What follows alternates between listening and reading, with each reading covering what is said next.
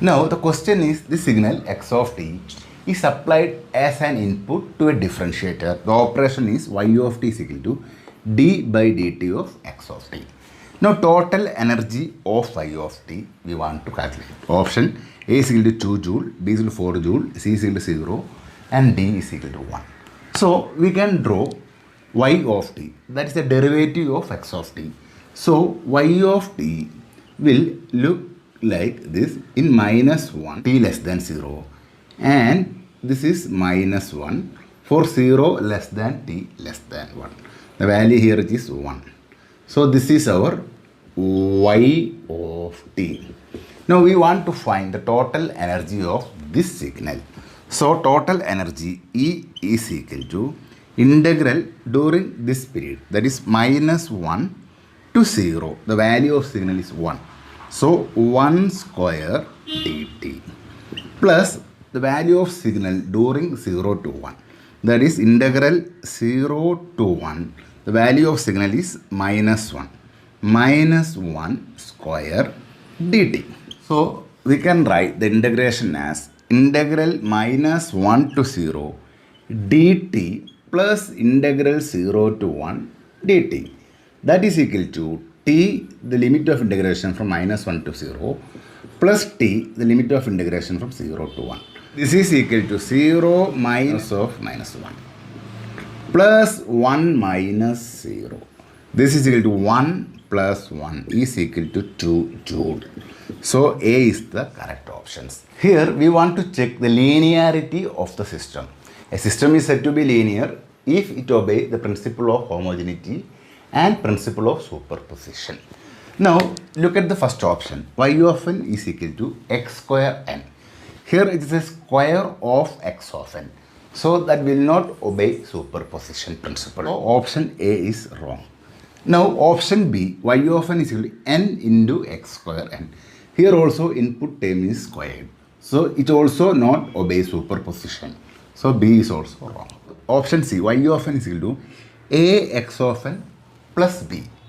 Now if b not equal to 0, so what is the value of y of 0? Y of 0, that is equal to a times x of 0 plus b.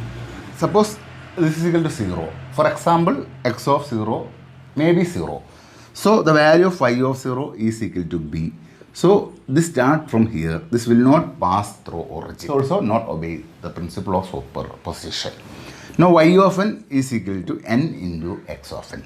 When n is equal to 0, the value of y of 0 is equal to 0 into x of 0.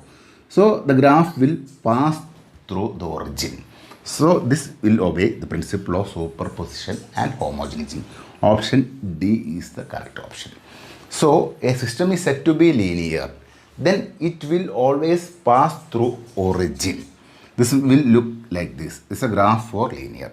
And this is a squared graph. This is non-linear. Suppose our graph is going like this. So we have an y-intercept of this much value. So this is not linear. Y is equal to mx. Y is equal to mx is a straight line passing through origin. This is a linear system.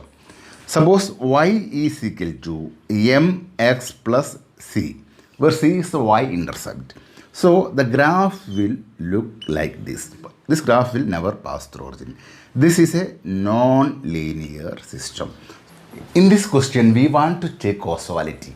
A causal system means whose output depend only on the past and present value of input. It will not depend on the future value. So we can check one by one. For example, I am taking the value of n is equal to 2.